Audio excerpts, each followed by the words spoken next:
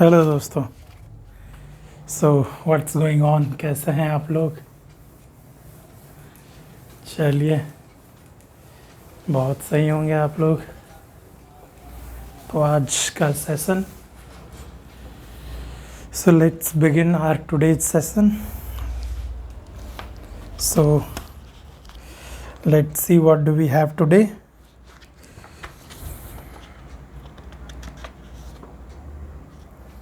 Okay guys,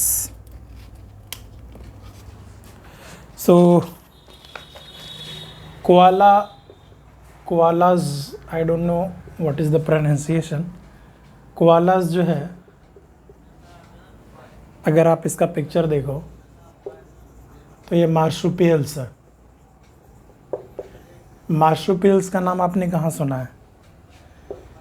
kangaroo, kangaroo का जब आप स्टडी किए होगे कंगारू के बारे में, जो अपना ऑस्ट्रेलिया में है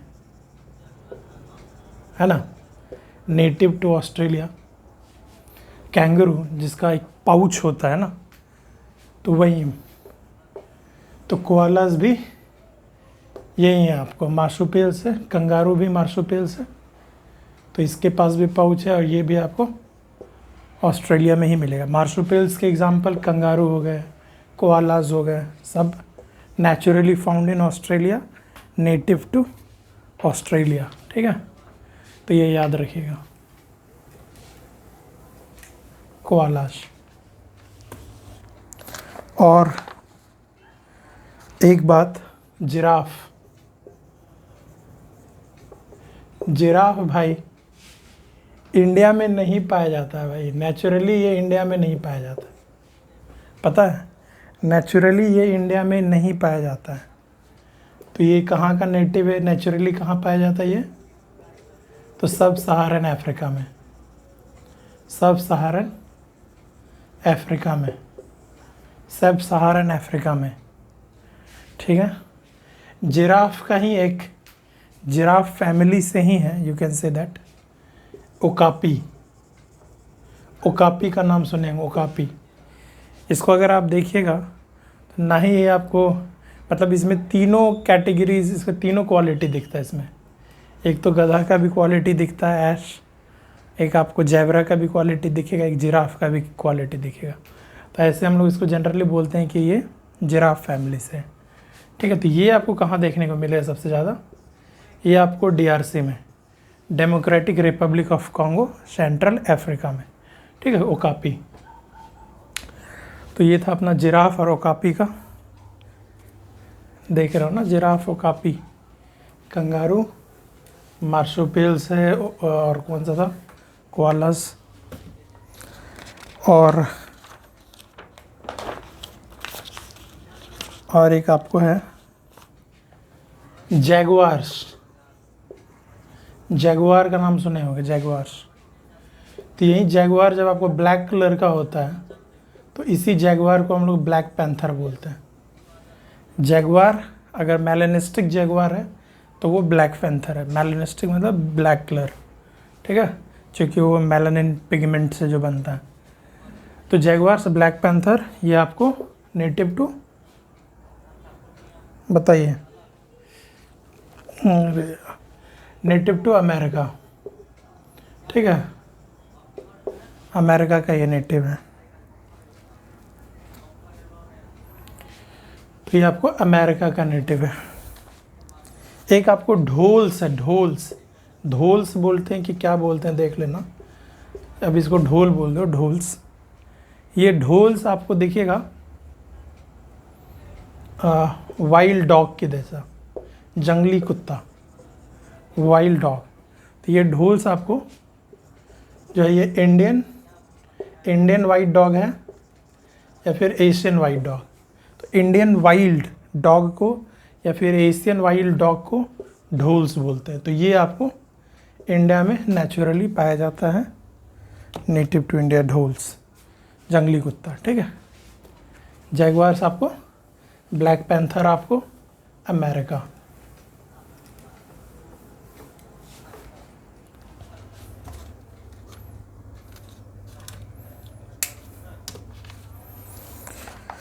ओके गाइस,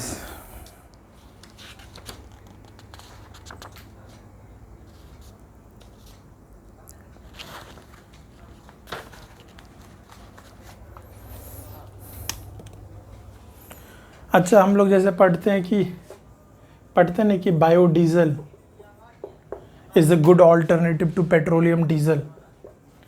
ये एक अच्छा है ऑल्टरनेटिव है पेट्रोलियम डीजल का। पेट्रोलियम डीजल से अच्छा ऑल्टरनेटिव है बायोडीजल। लेकिन इसके डिसएडवांटेजेस क्या क्या हैं, या फिर इसकी क्या क्या प्रॉपर्टीज़ है दैट वी शुड हमारे दिमाग में होना चाहिए, that we should know biodiesel, या फिर इनका डिसएडवांटेज भी पता होना चाहिए। सबसे पहला डिसएडवांटेज पता है क्या? देखो, ये भी पेट्रोलियम डीजल जो हम लोग यूज़ करते हैं, इससे भी नॉक्स एमिशन होता है। नॉक्स एमिशंस होता है नाइट्रोजन के जो डिफरेंट ऑक्साइड्स है, nitrogen dioxide, nitric oxide, nitrous oxide, और इससे भी नॉक्स एमिशन होता है। और ऐसा माना जा रहा है कि रिपोर्ट्स के बेसिस पर कि इससे ज़्यादा नॉक्स एमिशन होगा compare to this. Petroleum diesel से ज़्यादा बायोडीजल नॉक्स एमिशन करेगा। ठीक है, एकदम ध्यान रखना। तो ये इसका सबसे बड़ा डिसएडवांटेज है कि नॉक्स एमिशन ज़्यादा करेगा, वो भी अगर ये बायोडीजल प्लांट बेस्ड मटेरियल से बना है, जैसे सोयाबीन, रैपसीड वगैरह से बना है, यानी अनसैचुरेटेड फैट से बना, तब तो और ज़्यादा करेगा। अगर ये सैचुरेटेड फैट, एनिमल फैट वगैरह से बना है, तब थोड़ा सा कम करेगा, बट स्टिल इससे ज़्यादा ही करेगा, पेट्रोलियम डीजल से ज़्यादा ही करेगा। तो नॉक्स एमिशन ज़्यादा हो रहा है इसमें, तो एक डिसएडवांटेज है। तो ये मेंस में भी हम लोग लिख सकते हैं। ठीक है, बायोडीजल के बारे में क्वेश्चन अगर आए, बायोफ्यूल के बारे में क्वेश्चन आए, तो डिसएडवांटेज में एक पॉइंट हम लोग ये लिख सकते हैं। दूसरा, ये तो डिसएडवांटेज है, और डिसएडवांटेज, अब इसको आप डिसएडवांटेज भी बोल सकते हो, एडवांटेज भी बोल सकते हो, बेस्ड ऑन द सिचुएशन। क्या होता है कि इसका फ्लैश पॉइंट ज़्यादा है। फ्लैश को समझ लो कि आग लगाना। ठीक है, फ्लैश पॉइंट, आग लगाना, जिस टेम्परेचर पर इस पर आग लगता है ना, इग्नाइट जो होता है जिस टेम्परेचर पे, वो ज़्यादा है थोड़ा, ये कम है। पेट्रोल आपको मान लो 70-80 डिग्री सेल्सियस पहुंचा टेम्परेचर, तो इस पेट्रोल डीजल में आग लग जाएगा। इसके लिए 130 डिग्री 140 डिग्री सेल्सियस होगा तो जाके आग लगेगा। तो मान के चलो कुछ मायने में फ़ायदा भी है, कुछ मायने में ख़राब भी है। फ़ायदा कहाँ पे, मान के चलो कहीं पर स्पिलेज हो गया, ऑयल का स्पिलेज हो गया, अगर वो बायोडीजल है तो आपको उतनी आसानी से आग नहीं पकड़ेगा, तो फ़ायदा है। अब कहीं पर ऐसा रिक्वायरमेंट है कि कम टेम्परेचर पर ही आग आ जाए, तो वहाँ पर यूज़ नहीं कर सकते हम इसको।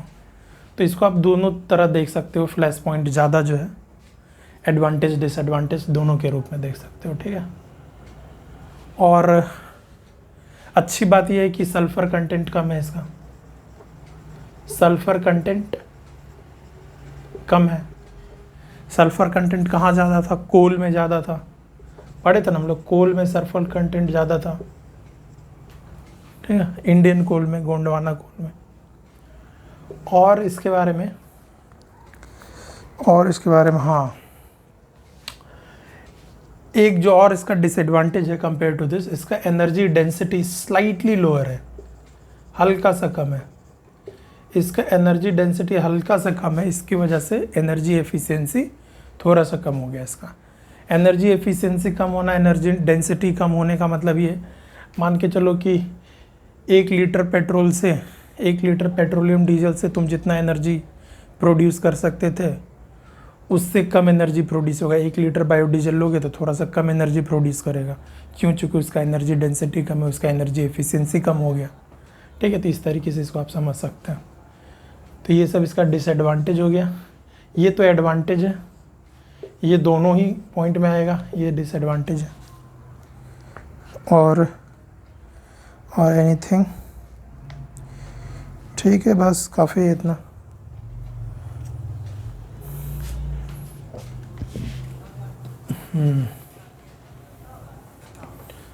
तो ये बायोडीज़ल के बारे में हम लोगों को पता होना चाहिए। और थोड़ा बहुत हम लोगों को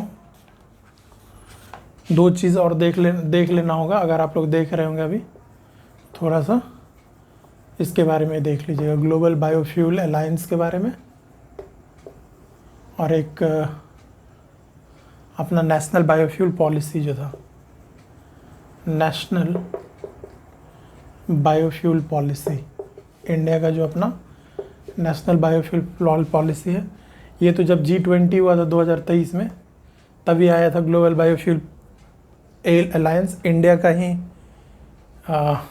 इनिशिएटेड बाय इंडिया G20 के टाइम पर।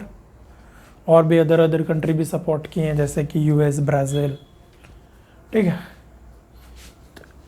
ये भी है अपना। और नेशनल बायोफ्यूल पॉलिसी भी यू कैन सी, जब आप देखोगे नेशनल बायोफ्यूल पॉलिसी तो उसमें फर्स्ट जनरेशन बायोफ्यूल दिखेगा, सेकेंड जनरेशन बायोफ्यूल दिखेगा, थर्ड जनरेशन बायोफ्यूल दिखेगा। थर्ड जनरेशन बायोफ्यूल में आपको माइक्रो ऑर्गेनिज्म से, जैसे एल्गी वगैरह से जब बायोफ्यूल प्रोड्यूस कर रहे हो। फर्स्ट जनरेशन में जो भी कन्वेंशनल चीज़ों से आप प्रोड्यूस कर रहे हो, सेकेंड जनरेशन में जो थोड़ा सा एडवांस्ड चीज़ों से जब आप प्रोड्यूस कर रहे हो, जैसे कि कुछ वेस्ट मटेरियल वगैरह से आप प्रोड्यूस कर रहे हो। पहला में अगर आप sugar cane, sugar beet, cassava वगैरह से प्रोड्यूस कर।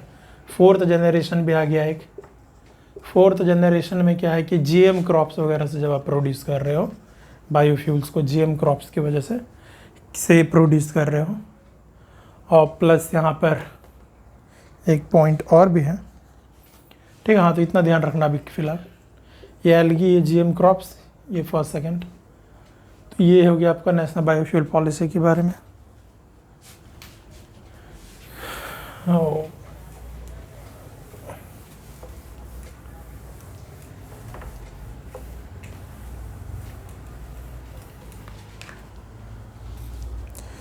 और क्या देख ले हम लोग गाइस, एक चीज़ और देख लीजिए, विश्वास एंड प्रामाणिक।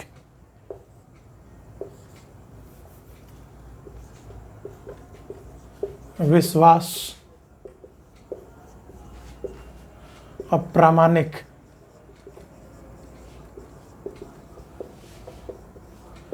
विश्वास और प्रामाणिक सरकार क्या कर रही है, खास करके मिटी जो उनका ministry of electronics and information technology, service delivery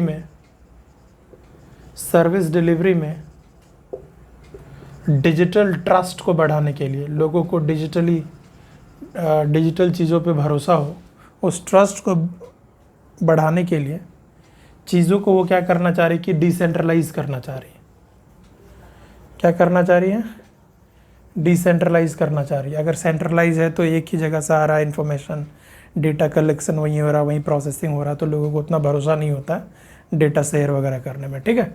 तो वो डिसेंट्रलाइज करना चाह रही है सरकार सर्विस डिलीवरी में, ताकि डिजिटल ट्रस्ट इन्हांस हो मिट्टी के द्वारा। तो उनके लिए तो इन्हीं के द्वारा कुछ प्रोग्राम इनिशिएटिव्स लॉन्च किए गए हैं।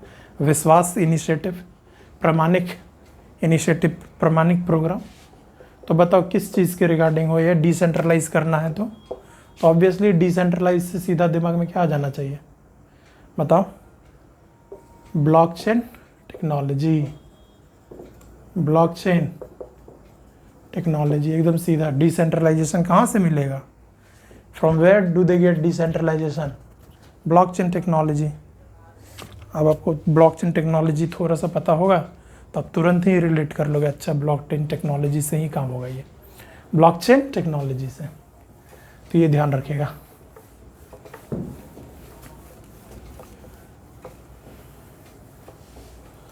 So let me see guys, what is the timing? Okay guys, तो आज के लिए रहने देते इतना, काफ़ी गर्मी है। सो थैंक यू गाइस, कल मिलते हैं। Thank you, tata, bye bye, जय हिंद, जय भारत।